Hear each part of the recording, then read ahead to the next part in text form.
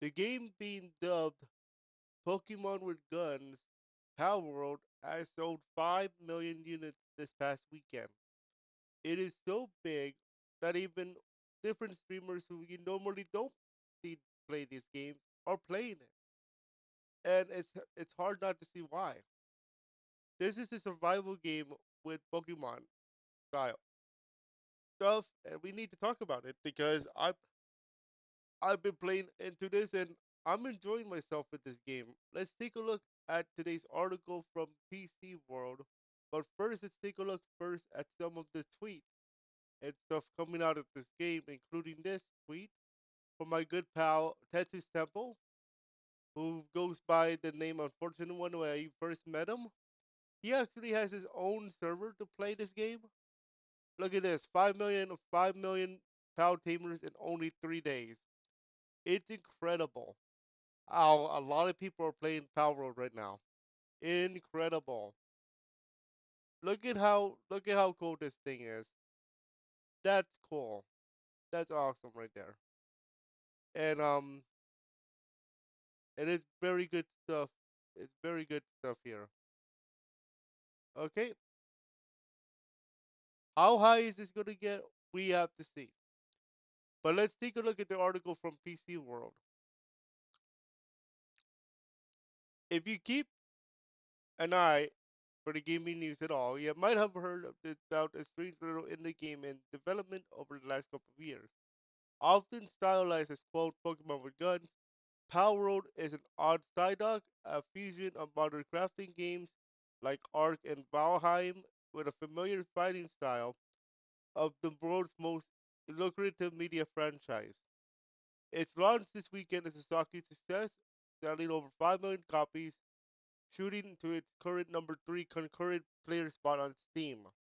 It's been going up down to top 5.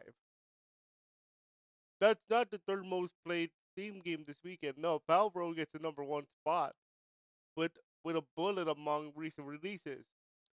That's the third most played Steam game in the history of Steam, with a peak of over just 1.5 million players at one time. Only PUBG and Counter-Strike 2 have reached higher numbers, and that's apparently true despite the game being exclusive to Xbox and PC, missing the large PS, PlayStation, and Switch portions of the market, and being offered to millions of players for free via a copy of one day one release on Xbox Game Pass.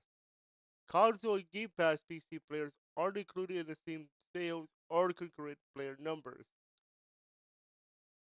And it's gonna be interesting to see when those come in because that's gonna be higher. So what's the big deal? Power World seems to be a perfect storm of game element fusion and numeric potential. Players have been excited to try ever since the trailers showed the cartoony characters and cuddly monsters, and a world where you could craft semi-realistic automatic weapons and Minecraft-style houses and persistent multiplayer environments.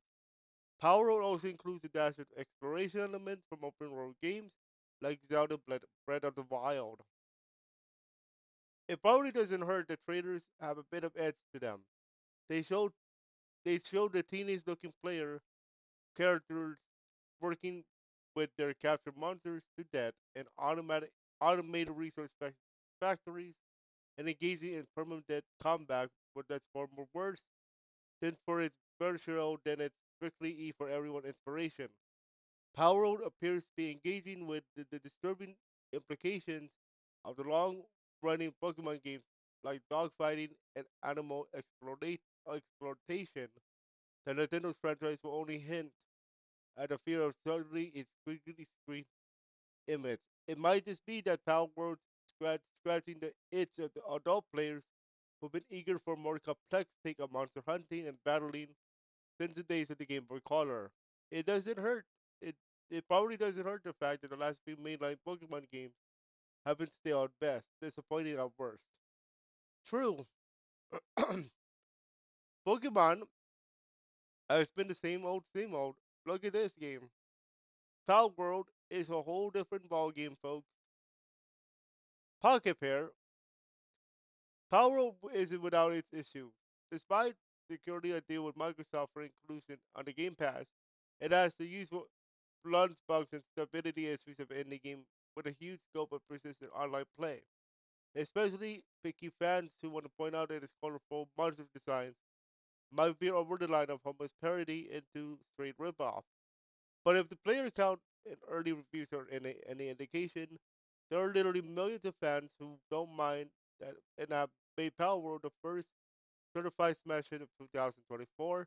It is $27 on Steam with 10% off until for a few days, or free with the Xbox Game Pass on PC, Xbox One, and Xbox Series X and S.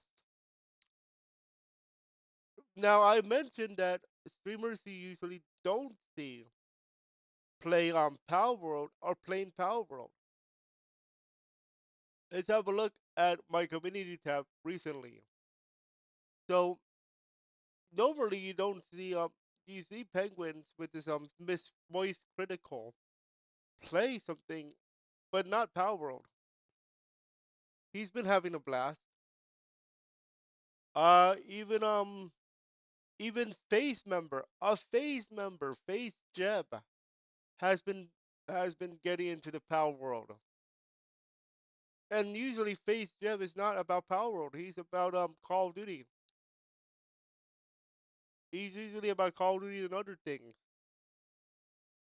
Starfield, Modern Warfare 3, UFC, Modern Warfare 3, the finals, and now he can now put Palworld on his repertoire, on his resume. Usually you don't see Jeb, Face Jeb, play anything about this stuff. But here you go. You have Face Jeb usually playing like FPS games or sports, now playing into the world of Palworld. Okay? And remember, Face is usually known for COD. Oh, but we're not done yet. Hold up.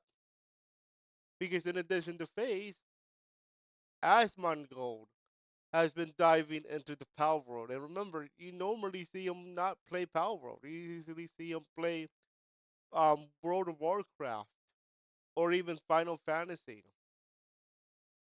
Asmongold, Penguins with this moist critical and Face Jam. Three streamers you normally don't see play something like this. They're playing like this. They're playing something like this all of a sudden. Now that doesn't mean they're not gonna go back to their craft. Like Asmongold is gonna go back to Final Fantasy eventually, or World of Warcraft. FaZe is gonna go back to his Call of Duty, and Moist Critical is gonna be going back to his reactions of police chases in Los Angeles. I love those videos. But yeah, even streamers who you normally don't see play Palworld or play or anything like survival games is into this. And in fact, I'm gonna actually have a video for you guys about the first boss. I played Palworld over the weekend. I beat the first boss. Second try though. It's definitely not your easy quote unquote Pokemon with guns. I do have a weapon with one of the pals, but you have to earn that right to get to that point. This is basically Power World to describe it. It's Rust meets Pokemon because in Rust it's a survival game. Rust is straight up survival game. We have technology tree. You have the workbench. You have all that good stuff. Then you have the weapon part. You have to craft that. So it's a survival game at its core, and that's how this word game works. The only reason why it's called Pokemon with guns is because you see a pal with weapon. That's it. But this is a survival game at its core, not a Pokemon collecting game at its core. The main concept is the survival. So that's gonna do it for today's article readings and all that good stuff. If you guys are interested in the Palworld, I will be streaming it in February. I'm working on a schedule for that game, and I am very excited to play for you guys live. I am still recording my own series on it and giving you guys some videos on that puppy. So, in this case, to end this video, make sure you guys keep catching those pals and make sure you treat them properly. Thank you very much. They are pals for a reason and they need to work, but treat them nicely. Enjoy, and we'll see you on the next article reading. And I'm gonna get back to getting some pals. Enjoy.